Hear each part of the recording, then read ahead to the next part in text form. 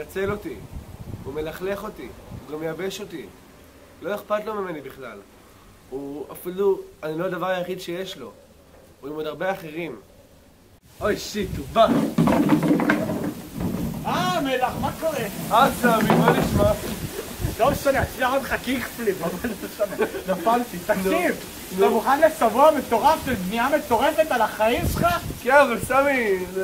מה לעשות? אני צריך כסף, כסף. אני צריך... אבל סמי, אתה עשיר!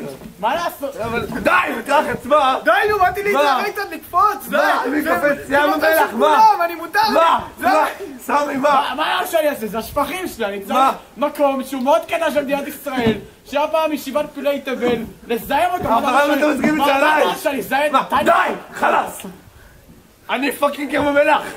אל תראו אותי ככה! אומנם אני הכי נמוך בעולם, אבל מה? אני קודש של מדינת ישראל, אני גם בעל חיים סוג של... צודק, הוא צריך כבוד! אני מזמין אותך לקרב!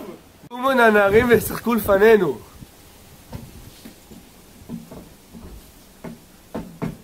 בפינה הימנית!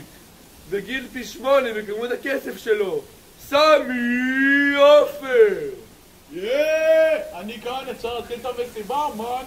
ובצד שמאל מתרחץ אנונימי! אני יובל סגל! אנונימי אמרתי! בגין!